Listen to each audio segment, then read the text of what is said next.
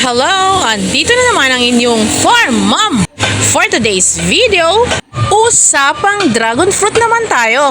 Dahil nasa fruiting season na tayo ng dragon fruit, isa sa paraan para ma-encourage or ma-induce natin na mamulaklak at mamunga ang dragon fruit through pruning. During fruiting season, once we prune, bunga ang lalabas nito imbis na buds. Pero dapat ang ating puputulan ng dulo ay yung mga matured na stem. Tulad nito. So, ang matured stem, ang tip ay hard, matingkad ang pagka-green at medyo bilugan. Compare sa young stem na malambot yung tip, pointed at makikita nyo na medyo may reddish yung dulo.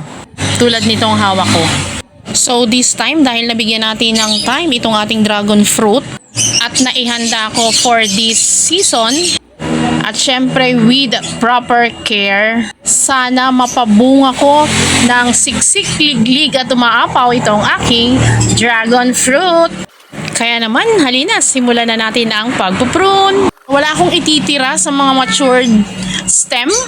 Ikakat natin lahat o ipuprune natin lahat.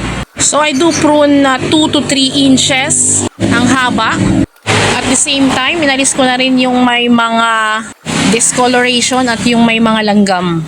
So isa pa rin nating kalaban sa dragon fruit farming ay ang mga langgam.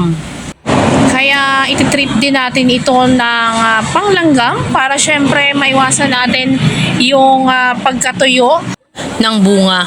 Kasi pag natukoy ng langgam, lalo na at bago pa lang nabulaklak, so pag natuyo yun, hindi na magtutuloy to be fruit.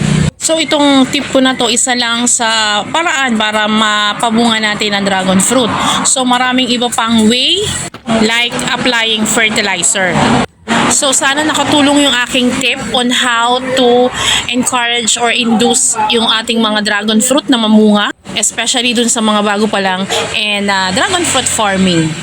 And that's all for today. Thank you for watching. Happy farming! And of course, see you again on my next video.